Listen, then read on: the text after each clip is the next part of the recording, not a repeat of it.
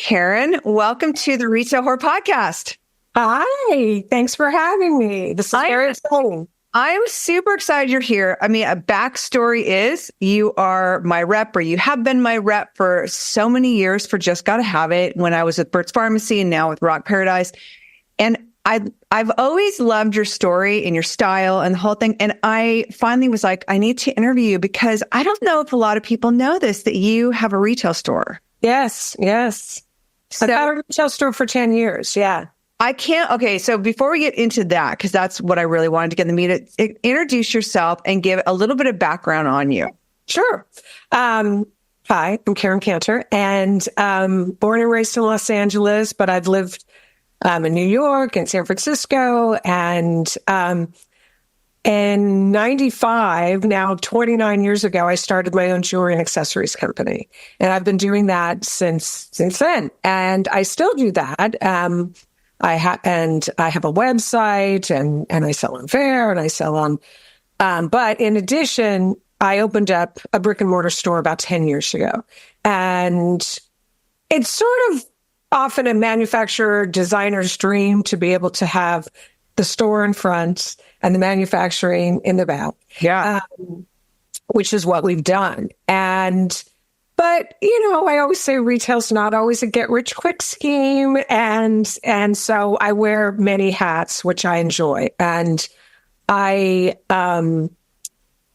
been doing trade shows like magic and gift shows for, almost 30 years or 20 years at that time. And then I thought, this just isn't what it used to be for me. I used to have a staff of 10 people and, we were selling to Nordstrom and Disney and all the likes.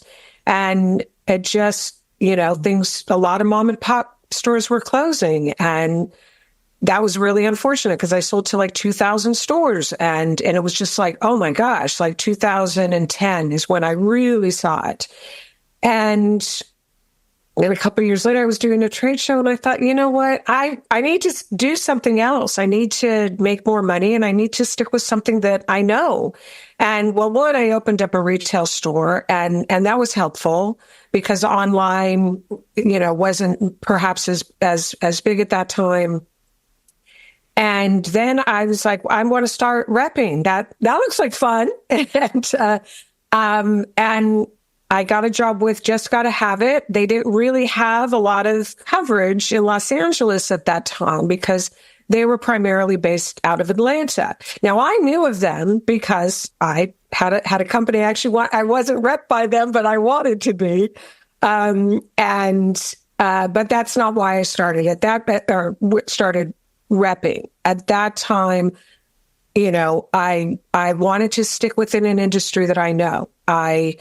Funny enough, I enjoy doing sales, but I actually enjoy selling other people's stuff a little bit more because when you're at a trade show and you're like, look at what I made, buy it. It's very different than, hey, look at these products, and you don't take it personally if they're not into it and all that. So what became, I try to find the balance in everything. My shop, I do now as a cooperative or a collective with another partner. So I don't have to be there all the time. And I do have employees as well. That gives me time to go out on the road and do that. Because the truth is, I love having a store, but I don't always love being the shop girl. And it's nice to have other people that can, I know sometimes people feel a bit tethered to their stores. And so I get the chance to kind of go on the road, see other stores, hopefully help other stores with buying ideas. I don't actually work on selling my own jewelry in that. That's sort of my separate thing or perhaps my side hustle. And I think that it helps when I tell people that I have a store because then, especially if I don't really know them and I don't want to overwhelm them, but it's like, hey, I'm doing multiple things too. And I understand online sales. I work with Shopify. I understand all the different aspects of, the industry basically. And so I think when they know that I have a store, they kind of go, oh, you get it. And, I mean, I probably don't sell exactly what they sell, but I think my approach with sales is, I'm not that pushy. I like to sort of gear it to what they like, but happy to give them advice, but also to say, maybe this isn't for you, or that kind of thing. And I think that sort of helps build the trust with a rep, because most people don't want to be talked into something they don't want. Sorry, like I can't even before you go too far, I want to go back and talk about your jewelry line, because first, talk a little bit about it, because it's a very indicative to your store and your style and who you are as a brand. So talk a little bit about the jewelry itself. Okay, so it's called Classic Hardware, and so it's basically like a vintage and retro style is where I get a lot of my influence from. It's all made in the U.S. for the most part. I started making it back east. I work with small factories. I do a lot of metal casting. I work with a lot like resin. I call this Retrolite, which is my homage to vintage Bakelite. I also, for a long time, worked with a lot of artists and licensed their artwork on my products. And so it's a huge line. I mean, there's thousands of products at this point, and I guess I have a hard time getting rid of stuff. So, and if it keeps selling, then yay. But yes, I'm very proud of the fact that I'm able to manufacture it here still, and which isn't always easy. And we basically put it all together at my shop or in the back of the shop. So because I remember when talking to you, didn't Anna Sui use your pieces in her show? Yes, and as a matter of fact, I'm so happy. She just ordered it again. That is to me, that volumes about your product. Because I mean, everybody listening to this podcast better know who Anna Sui is, and if you don't, you better go online and check it out. But your pieces are so Anna Sui style, both for her retail spaces. Does she still have retail spaces? I don't think she has the retail store anymore. But she does have the online, and she recently used a similar piece to this, but a choker, and we just shipped it last week, so it just went on her website. Which is, she buys my jewelry as gifts for her staff and for her models at the runway shows. But so she uses, because she works with another big jewelry brand, Erickson Beeman, and they've always done her runway shows, so the actual pieces. And but she personally wears my stuff, which really is such an honor. And we have similar style in that, like, we both really appreciate retro style. We both love rock and roll and punk rock and all that. So we kind of come from that and taking elements from that. Plus, I'm a huge fan of art movements like Art Deco, Art Nouveau, always wanting to incorporate some of those type of lines to things. So it's very similar in that. Betsy Johnson was a huge influence to me. I also sold to Betsy Johnson back in the day when it was still Betsy's. So I felt very honored to work with some of, those designers and for them to recognize me as well. That's to me, like bow down. Yeah. And the fact that she recently reached out again, I was like, so yeah, she's fantastic. And she's been going for well over 30 years and does a runway show twice a year. But I do think she had to close the retail store, but it happens. I mean, that can be the hard part. And also she has such a huge following overseas in Japan that, sometimes it just makes more sense for people to, focus on their own way. Yeah. So when you opened your retail store, did you have, you have such a defined style that I'm assuming that you had a very good idea of what you were going to do. So talk to us about when you found the spot, how you kind of approached it from a design scope and fixturing it, and talk a little bit about the whole vibe of that store. Yeah. So I wish I Yeah, well, I'm happy to send pictures, but yes, my website, we do pink and purple stripes.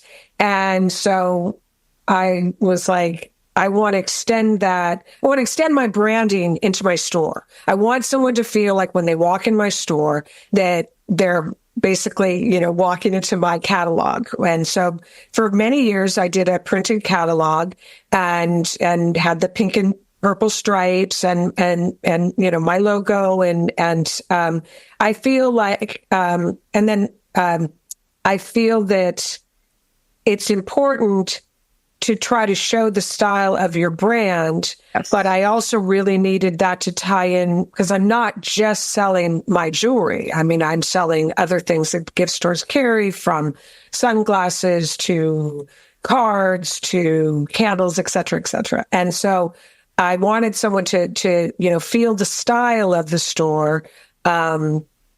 And I like vintage furniture, so it's styled with vintage furniture. I like leopard skin, all of those things I incorporated and into the store, which it still is. And so that I feel is part of my branding. So when you did the store, did you, when you ran into the store, did you already have I'm assuming you knew the style you wanted. So how long did it take to go around? Because if you're sourcing from vintage for fixtures, how long did it take you to source your fixtures, and how did you go about that? Yeah, well, I would go to various, like we have the Rose Bowl flea market and things like that. But a lot of it I even owned because that's sort of how my condominium is furnished and things like that.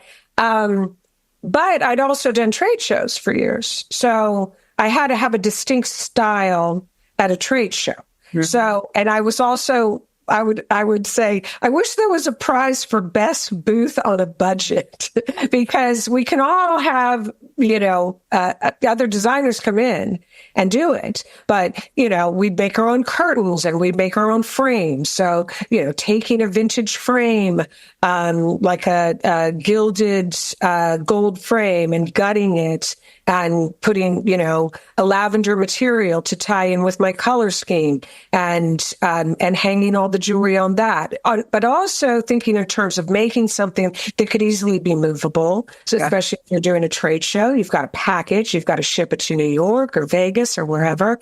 So I was able to carry some of that over. And, but, I think for a young store opening, it can be very expensive, as you know. And so whatever you can do to bring in things that perhaps you own or can beg, borrow, or steal, or, any of that to just get it going.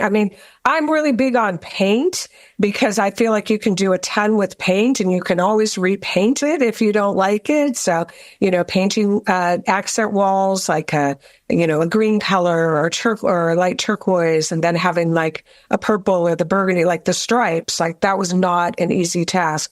Lighting fixtures, I think lighting is super, super important for product. Fortunately I've had, help in that area, like from my boyfriend who's, a photographer, knows about lighting. All of those elements are really important. But again, when you don't have a big budget and you're starting a store, you've kind of got to do it, as best you can. And things like paint can really help that. You said two things that I want to circle back around because I think they're incredibly important. There is usually a disconnect with a lot of companies, including very large brands, of their retail space and their website. And the fact that you wanted them to feel like they're going into your catalog, I think is fucking brilliant, because there is such a disconnect so many times of what the website looks like and what the store looks like. And if you have the same customers and you want them to have that feel, I think that's incredibly important. And then you'd said about your booth, how incredibly important it is to make sure your booth looks good. And it exudes your brand, which I think a lot of people, even with low budgets, go into the booths and they don't really have an idea of how they can change things and keep it in a budget, like doing your own drapes versus the black pipe and drape that you get sign up for. So but those things, the one thing I love about you as a whole, like who you are and how you're styled, like your personal style is reflective on your business, is reflected on what you make for your jewelry line. And I think that so many people get caught up in the weeds of who they are and what their brand is and what it looks like. And yours is so dialed in. It's so good. Thank you. I mean, it's really important. I think honestly, like a lot of people get stuck in the weeds of like who is their store?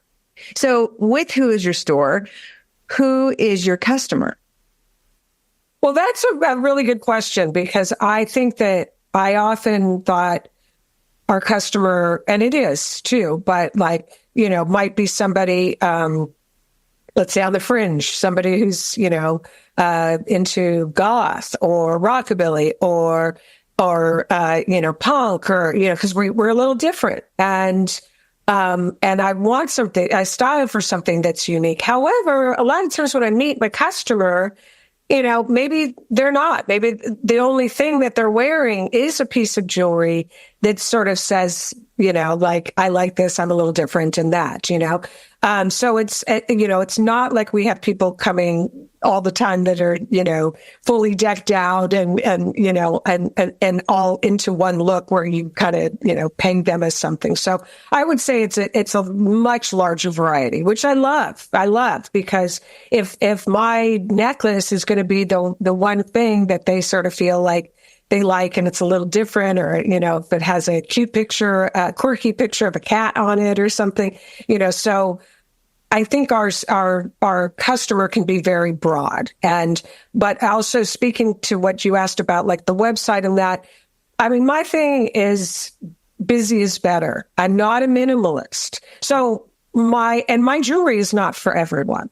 And maybe there was a time when I was selling to 2,000 stores that perhaps it was, but it's not. And I accept that. I've been doing it for so long. To think back 30 years and say that I could still be doing this, even if it's a much smaller part of, let's say, my income, but I still enjoy it. It's still an outlet for me. Dressing up every day is an outlet for me. I mean, if I go out as a rep, I think I should suit up and show up.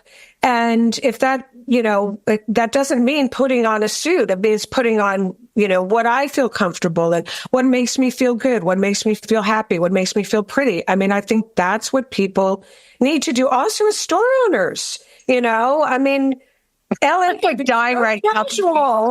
I'm dying right now thinking all I wear is fucking leggings.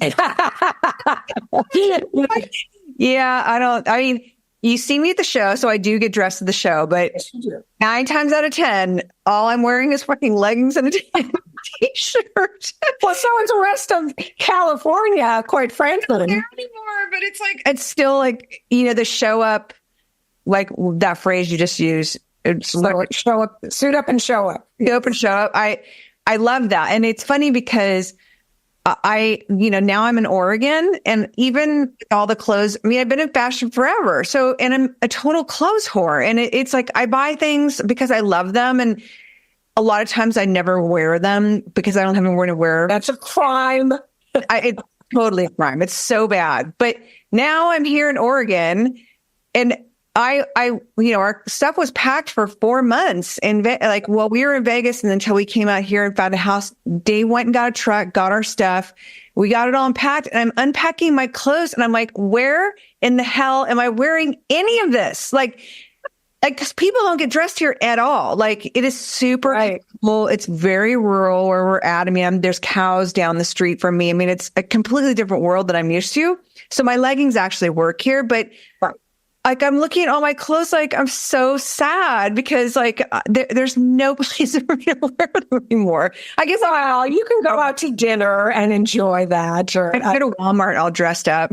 Right. Yeah. I mean, I think we have, that a lot of store owners and people can be more casual, but for me, it makes me feel good. I enjoy it. And I also think, to a degree, it keeps me youthful. And, I want to get, when I go out on the road, for example, as a rep, I'll go to multiple places, and I look at it like it's an adventure. It's going to be an adventure. Yesterday, I went out to Gore and saw a client and made some stops along the way. when it's a friend for dinner, things like that. Like I want to make it a fun thing and a fun day. And I want to feel good about myself, when I do it. And so for me, that helps me feel good. And I feel like as a store owner, I feel like it commands a little bit of, here's my store, here's my style. Also what I'm selling, I'm wearing. Yeah. Yeah, I mean, I knew when I had my stores, I was always in my stuff. But it's funny, just when you said that, I was like, oh my God. When you do your displays for your jewelry, because I never get a chance to talk to store owners. Sometimes we talk about display, but you as a manufacturer as well as a store owner. So when you approach your displays for your jewelry, like what does your jewelry displays look like? So basically I have, like I mentioned, I'll have like a frame and then I'll have put foam on it and it's on like a lavender background and then I pin everything. And a lot of jewelry, be it even at the trade shows or in their stores, really like doing the whole neck forms thing, which one is super time consuming. Plus it takes up a ton of space. And when I do the way I pin it, it's also a security thing. That's a great idea. So I do it with the U pins, or for earrings, I'll have it carded and just do straight pins. And it's, sure, they could figure out a way, to take it. But at the same time, it's sort of, I see people and they're like, should I take it off the board or do you want to, And so it's just one more small wall of resistance against theft. And you have to think about that. We have cases, like vintage cases that are lit, but they have glass doors on them. And even though it says open me, people don't always. No one opens it. Oh my God. It adds to, they are gorgeous cases. I only have 2 of those. I see sometimes that might not be as strong for sales as the boards are. And, but I think you have to break up the look. I mean, my partner at the store and I were talking about, because, you go into a lot of stores and it could just be like shelf, black shelf, black shelf, black shelf. Like, I think adding other types of decoration is what makes it unique. Yeah. And what makes it beautiful. And I think so for me, that's a vintage look, but that's not going to be for a lot of people. A lot of people are going to want more of a clean, modern design. But I think you have to find furniture that's going to speak to that too, because if you just have, just a bunch of plain shelves, I just don't think that creates the shopping atmosphere. I mean, the biggest comment or compliment we get when people walk in is they'll look around and they'll just be like, oh, I love your store. I love the feel of it. Like they don't even know what they love exactly, but they just love the feel of it. And what's funny about that is that I do love that. And I've done that in stores too, where I'm not even zeroing in on something, but I'm just like, oh, I love the way this feels. And so you like almost want to buy something like a souvenir, like, oh, I want to remember this place kind of thing. Like I love it so much and I don't need anything, but I'll take that, So I think if you can create that kind of atmosphere, and again, with the branding, I mean, my partner at the store, her version was called Riled Up Boutique. She actually sells a lot of punk rock T-shirts and a lot of which get men in the store because I'm girly and I sell jewelry and but I can appeal to that crowd and then she'll get a lot of the men that'll come in and want T-shirts and we know T-shirts sell great and things with saying sell great and she makes some of her own stuff and so it gives a good balance and it also makes it so that I don't have to buy everything and she doesn't have to buy everything and, that we can do some crossover. There's a lot of stores. I had said this a while ago when I interviewed the Joshua Tree couple. They built a collaboration basically or a collective. Mm-hmm. And it's so smart. And I truly think this is a lot of how retail is going to go in the future is that, you don't need to own the whole thing. You can parcel it out.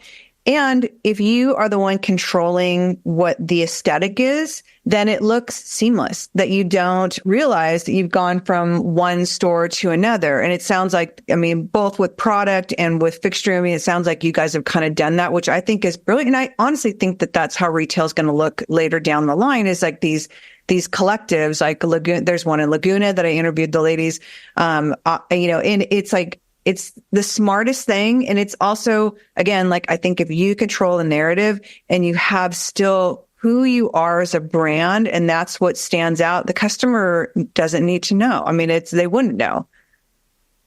Yeah. Well, we actually call it Classic Hardware Collective, but, and we used to kind of have your side, my side, because we had a third partner. So we had it divided up more. Now we're really trying to incorporate it together. And I think it really works. And I'm equally as surprised. I tell people all the time that I have a co-op, and they're like, oh, and I've suggested it to people before too. And I agree with you. With rents the way they are, there is a new co-op on our block, but that's more vintage and a little bit more like your traditional antique mall. Yeah. Actually, the store I was at yesterday, she does that. She rents out stalls. But she sells a lot of new as well. And so the vintage and the new and the mixing, I mean, I think it's really important. I think one thing, though, that's hard for people is that they don't necessarily trust the other person or think that they would trust a partner. Because if you're meeting a stranger, it's true. You've got somebody, with their hand in your till. I mean, the way that we do it, we round robin our days. So my partner will do my sales on my Square device, and I'll do her sales on her Square device. So we keep the sales separate, which could be slightly confusing for the customer. But we rarely have a problem. What we do is we welcome them when they come in, and we say, hi, we're two stores in one, and if I can help, and that kind of thing. So that way, when they get to the register and we say, okay, this is a sale and this is a sale, then it breaks the confusion. And usually they're using a credit card anyway. So it's kind of like, okay, just ring it up twice. It's not like it's a higher fee. When we left the show last time, I was going up to Stephen Young, and you were saying you were going to go up and look at rock and roll books. Did you end up writing them to go back? Yeah, I haven't read them yet because my partner actually brought in a lot of books recently. Oh. So I figured I will wait until, I'm going to wait until closer to holiday to do that. But I do want to do that, because we are primarily, we mainly sell gifts. We sell a little bit of apparel, but we mainly sell gifts. I think sprinkling rock and roll books without is great, but she's kind of gotten a focus on that. So I'm going to wait. I brought in some more goth items because we have a goth store. We have a couple of goth stores in the area, and we definitely get that customer. So I focused a little more on that. Plus things like coasters and I like a lot of music related items. And so some of the lines I rep, they have some fun stuff like guitar lunch boxes and things like UK stuff. Yeah, looks like UK. So. I think a little bit of novelty, if you can keep them laughing in your store, that's really important, so it's fun to have some novelty. But yes, I do think if people can, it is hard. It's hard to run a store. So I think that, even renting out a rack space, because in some ways you got to look at it like less to buy and see if it works. Yeah. Maybe you don't have apparel. Maybe you don't have T-shirts, and you let somebody rent a rack. There's a design concept that came from, I think, Sweden, Dress Q, and they let that people rent racks for 2 weeks at a time. Dress Q takes, a percentage of it, but then there's always a turnover in the store. So it's like, yeah, I'm going to go. Always something big. It's designer. Some of it's vintage. Some of it could be, whatever, Macy's kind of stuff. You know what I mean? So there's always going to be a turnover. So I'm going to go back as a consumer and want to see what's new.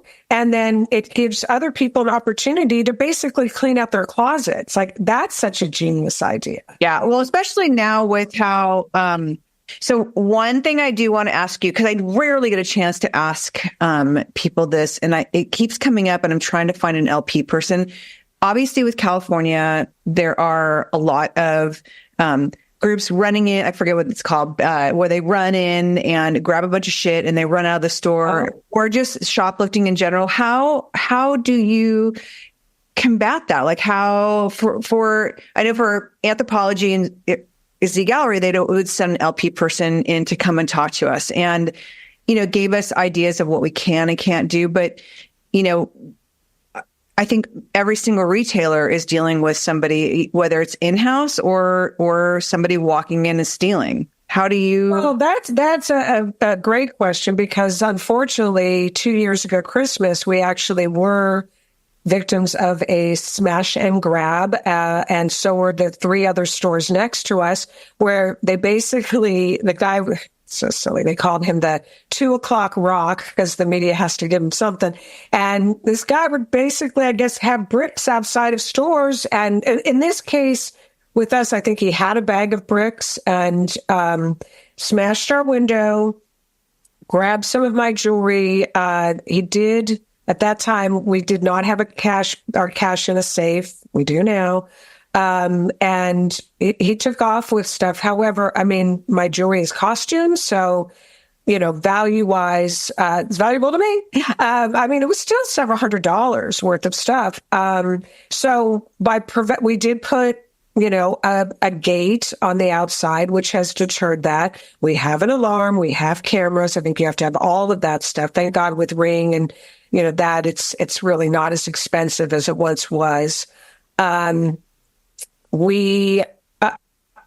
mean, honestly, the way I feel and tell my employees, if they want money, let them have the money. I mean, we can have pepper spray and all that, but I really don't. I did kind of accost a guy that I saw him stealing one time, and I was like, "Oh, in your hand," and kind of ran after him, and I got the piece back, but it's not. I don't know that it's worth it. I mean, to me, it's just not. It's not worth, we have a lot of women working with us. It's not worth anyone getting hurt. And we did have a guy that came a year ago and stole some T-shirts, or he ended up getting caught, but there's not a lot of repercussions. So I can't wait to have this guy on, because he works with Four Seasons, and he works everything from the in-house theft that happens, because that's, unfortunately, I got totally ripped off by my then manager of my stores when I had my stores at Fritz Siegel. Like, I had no idea. She was like I was going to Magic and doing the shows and stuff. And, only until the end, my really young employees were coming to me saying, we didn't want to say anything, but Sarah's been taking stuff at home, saying she's going to try things on at home, and then they never come back. And, the only way I caught her was I came home from Magic early, because I had to check on a box that was going back to Stussy, and I went back in the back, and I'm in the back, and she's like, "Oh, what are you doing here? Why are you? What happened?" And I'm going through the UPS log, and I happened to see one of the girls who I'd fired 6 months prior, a box shipped out to her, and I turned around, and I'm like, "Well, what is this?" And she was like, "Well, what? May ordered it." I'm like, May ordered something. So I called the accountant, like in front of her, I'm calling the accountant. Can you look up at non-tax sale? Because she lives in Hawaii, so she's not going to get charged tax.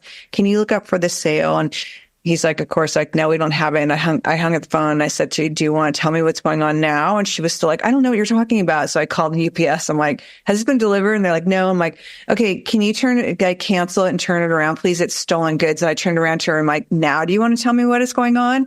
And she, of course, it was like this, I didn't do anything. I hate you. You're like, it was all of a sudden my fault. But it is it happens in every single store.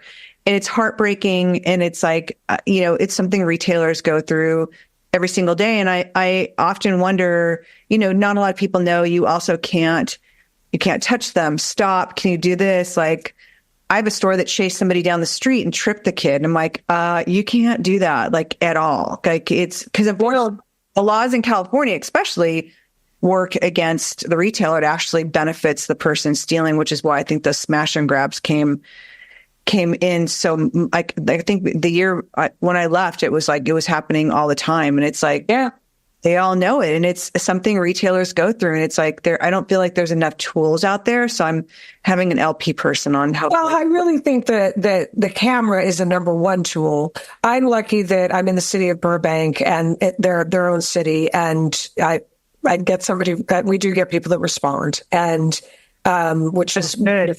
But in Los Angeles, which is like a mile away, you don't. I mean, and so, I mean, I'm in North Hollywood and it's a completely different story if I need to call the cops. But in Burbank, fortunately, the camera's really like the only thing. And I mean, also, if you're talking about employees, I certainly absolutely trust the employees that I have. But, when I first got into it and I had such a large staff with the manufacturing, I remember having this conversation with another jewelry manufacturer and who had a lot, a dozen employees, if not more. And he said they did studies, and when they tried to find out, I guess, who was stealing what or whatnot. And then when they did lie detector tests, they found out that everyone was stealing. But I don't want to look at things like that. And I always come from a place of trust. But what that helped me do when I was in a different position and a larger company is I gave everyone a budget of, I did a way deep discount. I gave them pretty much my cost for things, and I would do it for a period of time.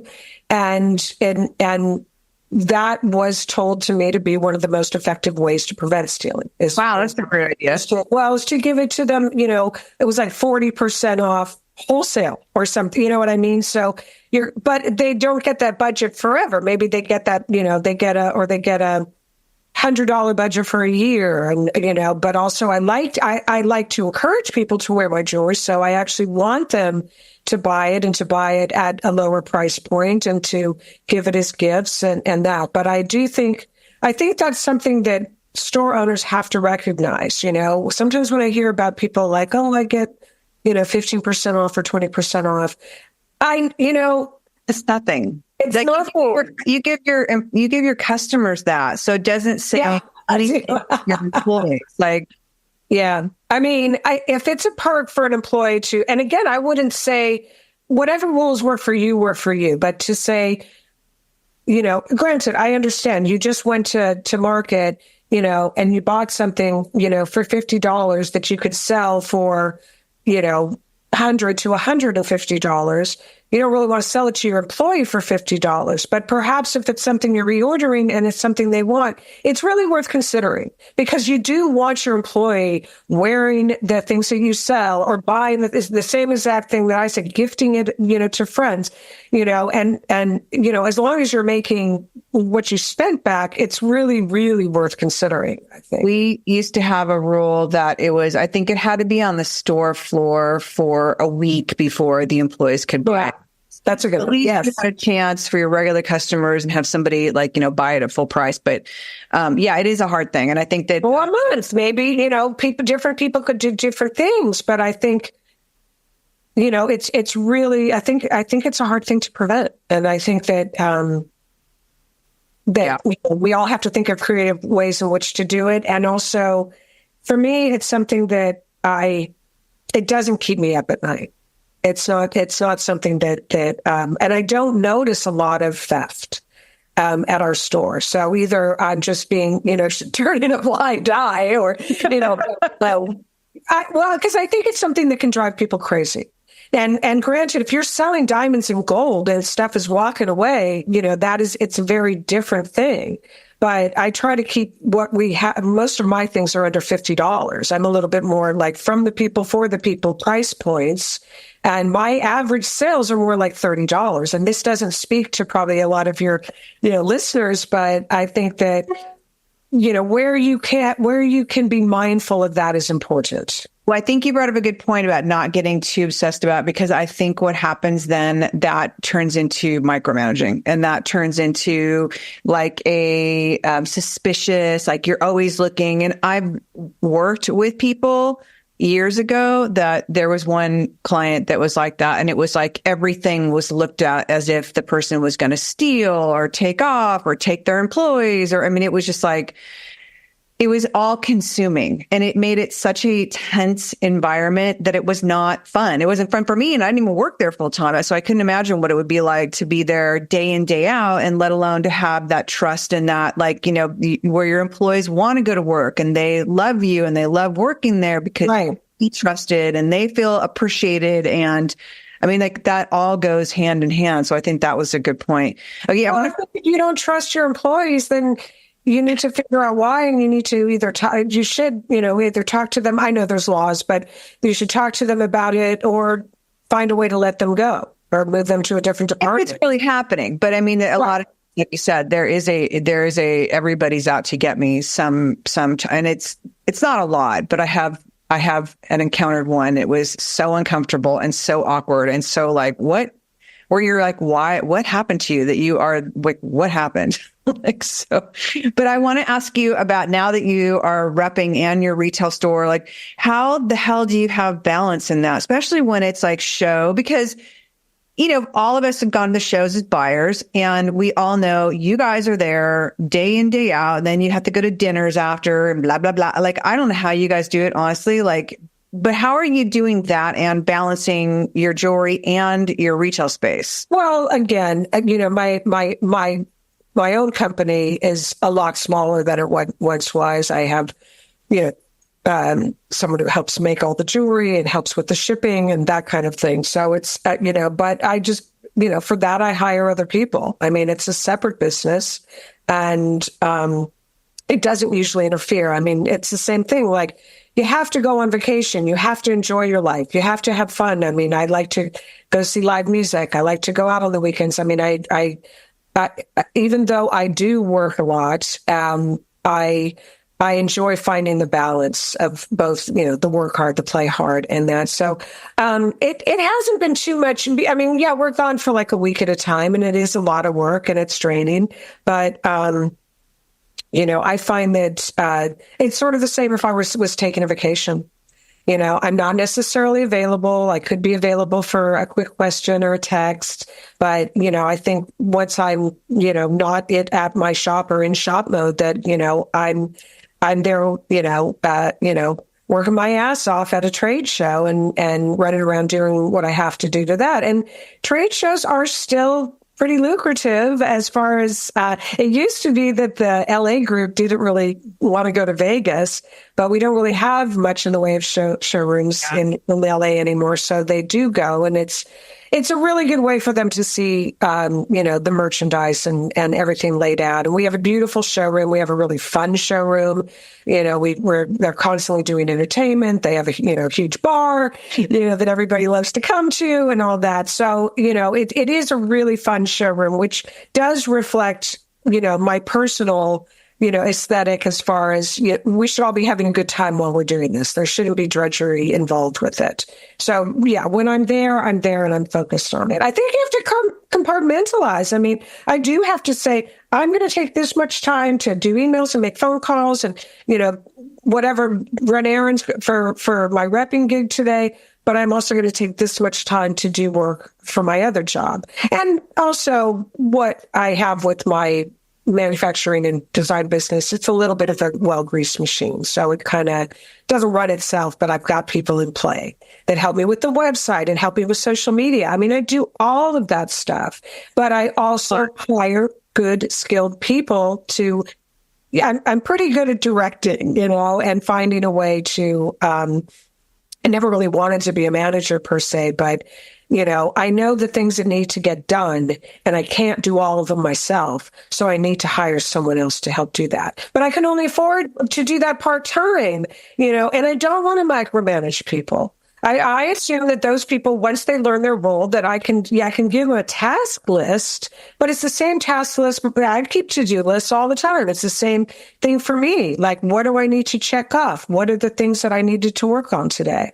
And that I say that I'm pretty well organized, you know, so it's, that part helps a lot, but I'm not, you know, I'm also going to be disorganized. So, you know, but I get up, I think about, but I have to do that. I have to keep to-do lists. I have to, you know, write things down and be able to, I mean, checking it off the to-do list is the best part. Right? Oh my God. I love that. And honestly, here it's like, I have my, See? I have to break it down into days because I know if I put it all on one list, I get overwhelmed. Like I'm supposed to, it's like, okay, let's separate this and spread it out across the board. So I'm not looking, because if I look at one list, I get completely like, oh shit, like how, like, so I always ask. Oh, I just wanted to say, so when we first met and you were rattling off all the things that you do, and I was like, fuck, I thought I was busy, and I was like, oh my God, I met him. Match, But I so funny. I mean, but mine, it's like, I work for a lot of people and because I wear the hat of retail and wholesale and visual, and the podcast is easy. It's like, I love this. And it's like, it's not every day. I don't do the editing and I don't do the social media because honestly, I don't have the tools or the bandwidth to be able to learn it. But, you running your businesses, it's 3 completely different hats. So that has always been super impressive to me. And it was like, when I was going through lists of people who I wanted to reach out to, and I meant to talk to you when we were in Vegas together. And it was like, I got all ADD and forgot what I was doing. But I'm so glad that you decided to do this because honestly, like your 3 hats that you wear are very different than my 3 hats I may wear. Like they're all kind of in the same genre. So mine. I mean, in a way, because I mean, I like seeing, look, if I go to a store and, then like, well, that's a cool item. I haven't seen that before, then, I mean, I'll ask them because I'm located nowhere near them. Like, where'd you get that? And, so do people ever get weird about giving you the information?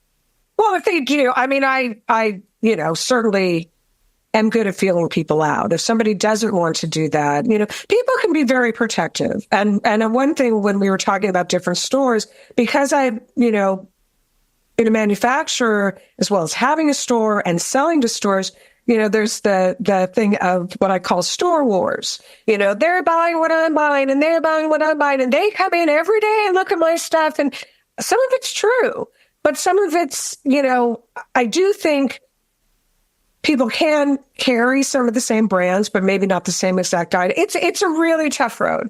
It's a very tough road. It was a very tough road for me as a manufacturer and a wholesaler because I didn't want to cut somebody off, but yet I understand you don't want your neighbors selling the same exact thing. Yet it's like, no, I find a happy place.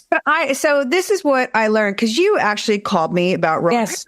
There was a line and I was like, honestly, like, I learned a long time ago, Fred Siegel is probably one of the best lessons I learned was don't worry what everybody else is doing. Don't look in your rearview window. Just worry about what you're doing. And, there's going to be crossover. That's what happens. If it's something like you invest, like $500,000 in Jellycat every year and somebody down the street, absolutely not. But if it's like some line that it's a little line, like for us, it was, what's the line's name?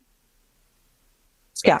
Yeah, super cute. So, like, I don't write the whole line. I write some of it for Rock Paradise. The store, it's literally across the street from us. They sell crystals. We sell crystals. That's part of what I personally like because we share the same customer. It's like they're going to sell what they're going to sell. We sell. We have the same customer. I don't feel like although I will admit I'm a little sad because there's a line I wanted and they wouldn't let me have it because across the street. But I've always had the philosophy. It's like, if it's not something you're dumping thousands and thousands and thousands of dollars in that is literally driving your business, you can share it. It's not a big deal, but that's one of the phenomenons that I have. Well, and also sometimes you just want to try and want to throw it against the wall and see if it sticks. Mm-hmm. I mean, one of the bigger problems, as we all probably know, is now with Fair, Fair is offering some exclusivity and making so people have to buy a certain amount. But the problem with that is, let's say they came into our showroom, they bought the line, and then somebody else jumped on Fair and bought that same line and said, I want exclusivity. So, unfortunately, Fair, creates a bit of a multitude of, of problems. I think Fair is actually a genius invention. It's not helping the reps a lot. I got to say that. Some people have said to me, if I have a rep, I still want to work with my rep. if I, I like finding new stuff on Fair. I get it.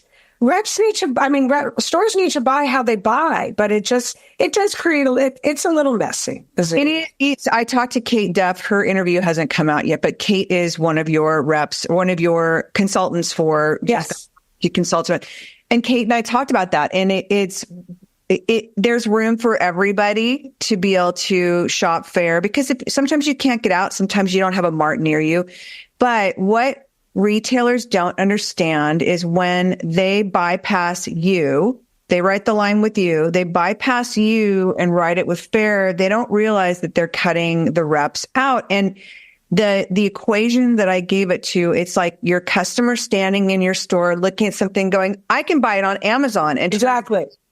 And I don't think retailers realize that. Like, no, I don't think that. And so that's a conversation that, I literally just had, but that's a conversation that's been out there about Fair for a long time, but there is value in it. And there's a way that they can share, but for retailers that already buy the line from your rep, please understand, when you go to bypass your rep and you go to buy it off of Fair, you are literally, you're skipping over your rep, and it's not fair, because your reps take care of you. And it's a fuzzy line, but I think if more people understand that it's the equivalent to, I'm going to buy this on Amazon and then walk out of your store and leave, it's literally the same thing. So literally buy it on Amazon inside your store. Scanning the UPC code, which, I think there is a place for it for both ways, and it can be shared. But yes, I think that I'm glad that we're talking about this, because I was so happy when Kate brought that up, because no one wants to talk about it. And it's like, it's okay. It's like reps like to talk about it. Well, yeah. But again, it kind of sounds like it can sound a little whiny, but at the same time, this is our livelihood. This is the way we make, a living.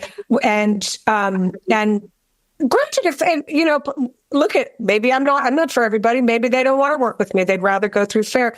They're allowed to feel that way. Maybe they feel, I personally try to get back in touch with people, within 24 to 48 hours, because I could understand somebody wanting to go elsewhere if you don't get back in touch with them. Yeah. So, I think it's important for the reps to be on top of their game, but also it's important for the retailers to know that, you are cutting somebody out of the mix, especially if you already had a relationship with them. If you already buy from them, of course it's easier. But a lot of retailers don't really know. They're like, oh, do you get credit for it? Like, sometimes some retailers will give the rec group credit because they already have that name in the system. The Fair ask for the customer list. So if, X, Y, and Z store already bought from certain manufacturer, then they don't have to give Fair a commission. So that commission can very well then go to, the rep group that's repping that brand. They're getting a little better, but there are definitely some things within the system that, are challenging for both ends, but I'm so happy that you brought that up. And Fair's going away either, so I think that we've all got to find a way to get along. But honestly, because the shows are only 2 times a year, because the buildings are only in some areas, and sometimes your rep, you don't know, your rep doesn't come around, or you don't have a contact with them, or you need fresh lines. Like, that's what Fair is so fantastic about, is just scrolling through. And sometimes, to be honest, they have much lower minimum. So there's a plus, and that, like she said, there's a positive for both, and they both can live in the same land. Okay, I asked 2 last questions because I've already taken up an hour of your time. Okay. One is, you're super creative. How do you get inspired? Well, I was mentioning, I love art and I love music, and I would definitely say that's, part of getting some inspiration. But and I love fashion. I love I go out a lot. I still go to see live music and different things around town. So, and I love shopping. So, I am a consumer. So, I would say music, art, architecture, different things like that. And then my last question is, what piece of advice do you have to give to retailers about whatever, whether working with a rep or just retail as another retailer? What is some of your advice? Well, I think that what I touched on previously, which is, try to find people that you trust to work with to make your job easier. And in my case, having a co-op store, I trust my partner, and that makes my job easier. It makes it so that I can do multiple jobs, which, incur different, various incomes. I like variety. I'm a big fan of variety, as are you, because, I don't want to do just one thing. So, do I love doing social media? Not necessarily, but I do like the idea of like making little movies and little shorts. I don't want to edit them, but I can be the creative and come up with those ideas, and I can have my gal who works with me edit them and help me with that. And she comes up with new ideas. She's younger. She's more in touch with the TikTok and the this and the that and the Instagram. So finding good people and, and training them but also accepting their skills and what they're going to bring to the table. So I don't think that you can do it all. I mean, I do a hell of a lot, but I also have a team that I work with. And so I need to, I need to be able to, direct or art direct. Like I know Photoshop, but I don't really do it, but I know how to art direct it. I know what I want to see. I know that I want that moved over and this and there and this color and blah, blah, blah. Like I've got the ideas, but I don't necessarily want to do all the technical parts. So I think trying to find people, part-time people, I know it's expensive, but, or your friend's daughter or somebody, it's, and allowing yourself to trust people and trust that they're going to do it, because nobody does want you over their shoulder or micromanaging. And, and if that person doesn't work out, then maybe you got to find another person. Oh my God. I love you. Thank you. Before we hang up, give everybody your handles for TikTok, for Instagram. We will make sure they were in the show notes. That's part of what you'll fill out was. So it's classic hardware jewelry, hashtag classic hardware. And then, I'm Karyn Cantor. And, so as far as being a rep, it's Karyn with the Y, Karyn at justgottahabit.com. So, and then, and yes, and also classic hardware. So thank you. And yeah.